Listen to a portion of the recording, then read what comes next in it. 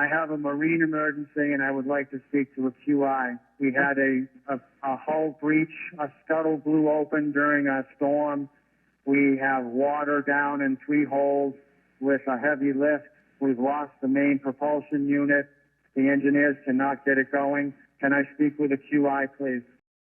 These are 33 merchant mariners who sailed directly into the path of a Category 3 hurricane and never came home. On October 1st, 2015, TOTE Maritime's cargo ship, SS El Faro, became the deadliest U.S. maritime disaster in over 3 decades when it sank with all hands in Hurricane Joaquin's savage winds and towering seas. The worst tragedy since the marine electric disaster of 1983. The story of El Faro isn't just about a ship lost to nature's fury. It's about a 40-year-old vessel that crew members called a rust bucket, a captain under corporate pressure, and a series of decisions that turned a routine cargo run into an unthinkable tragedy. El Faro, Spanish for the lighthouse, was built in 1975 by Sun Shipbuilding and Dry Dock Company, and had sailed under different names for decades before TOTE Maritime acquired her. At 790 feet long, she was part of America's aging merchant fleet, grandfathered into outdated safety protocols that would prove catastrophically inadequate. The American Bureau of Shipping had certified the vessel, but former crew members reported the ship suffered from drainage problems, leaks, and decks filled with holes just months before her final voyage.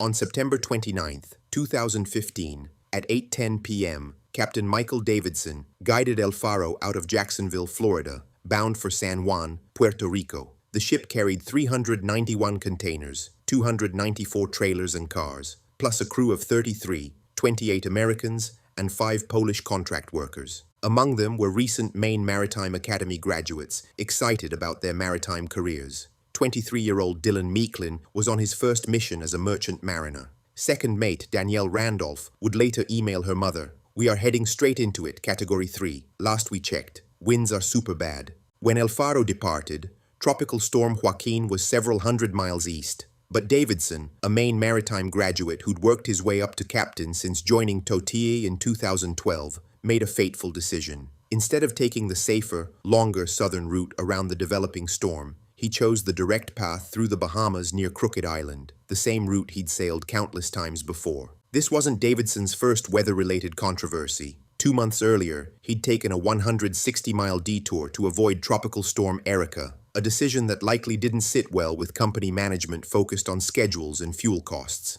TOTE's director John Fisker Anderson had privately called Davidson the least engaged of their captains and a stateroom captain. Davidson knew his job was in jeopardy. TOTE had ordered new ships for his route, and he'd already been turned down for one captain position. By daybreak, September 30th, Joaquin had intensified into a Category 1 hurricane on the Saffir-Simpson hurricane scale. By 11 p.m. that night, it was Category 3, with 115-mile-per-hour winds. But Davidson pressed on, confident he could skirt the storm's edge based on outdated weather forecasts. Even when Captain Kevin Stith, steering El Faro's sister ship El Yunque, sent a satellite warning about 100-mile-per-hour winds, Davidson replied he expected to be on the backside of the hurricane in a few hours. He was catastrophically wrong. The Voyage Data Recorder, El Faro's black box, captured the ship's final 26 hours in chilling detail. At 5:37 a.m. on October 1st, as the recording began, the ship was already in serious trouble.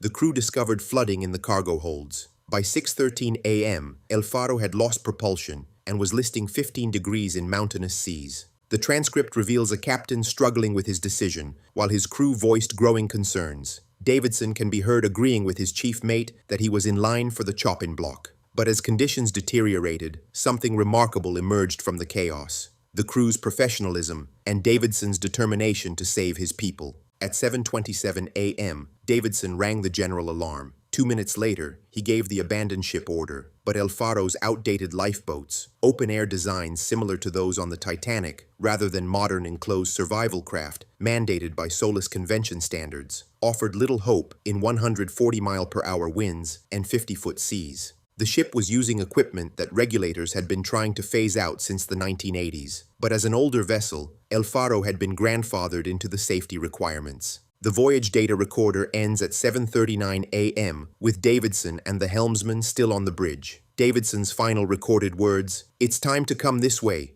came just 1 second before the recording stopped. He never left his post, refusing to abandon the young helmsman even as the ship went down. El Faro was declared missing on October 2nd and officially sunk on October 5th. The Coast Guard launched a massive search covering over 183,000 square nautical miles before calling it off on October 7th. No survivors were found. On October 31st, Navy ships located the wreckage 15,000 feet beneath the Caribbean Sea near Acklands Island, Bahamas. The bridge had been violently torn from the ship and lay half a mile away on the ocean floor. The investigation that followed would take years and spark fierce debate about responsibility. The National Transportation Safety Board conducted an exhaustive analysis, ultimately issuing 63 safety recommendations. They determined that Davidson had insufficient action to avoid Hurricane Joaquin and failed to use current weather information and proper bridge resource management protocols. But the NTSB also found that TOTE Maritime's weak safety culture contributed to the disaster. NTSB Chairman Robert Sumwalt put it bluntly, "We may never understand why the captain failed to heed his crew's concerns about sailing into the path of a hurricane, or why he refused to chart a safer course away from such dangerous weather. But we know all too well the devastating consequences of those decisions." The families fought back with lawsuits totaling over $100 million. By April 2016, TOTE had settled with 18 families for more than $7 million, with individual families receiving $500,000 for pre-death pain and suffering, plus lost wages. But money couldn't heal the wounds or answer the burning question, how could this happen in 2015? Glenn Jackson, brother of a crew member, captured the family's anguish. 33 people died so that frozen chickens could be delivered on time in Puerto Rico. The tragedy exposed uncomfortable truths about America's aging merchant fleet. The Merchant Marine Act of 1920, known as the Jones Act, requires ships serving Puerto Rico to be American-owned and operated, keeping older vessels in service long past their prime. El Faro was scheduled for a major retrofit after this voyage. Inspectors had found boiler parts that were severely deteriorated. The ship's sister vessel, El Yunque, was later found to have similar problems with its cargo ventilation system. 10 years later, as families gathered at Jacksonville's Dames Point Park Memorial in October 2025, many maritime safety concerns remain unaddressed. The bronze lighthouse monument stands near where El Faro's crew saw their last glimpse of home, with 33 memorial markers honoring each life lost. Rachel Slade's best-selling book, Into the Raging Sea, and a new 2025 podcast have kept the story alive, ensuring these 33 mariners aren't forgotten. But perhaps the most powerful memorial comes from Rochelle Ham, widow of a crew member. "I want the world to know that my husband tried his best to save that vessel. He did his job, and he did it with dignity." The El Faro disaster remains a stark reminder that in our rush to move cargo efficiently and profitably, we must never forget the human cost when safety takes a back seat to schedules.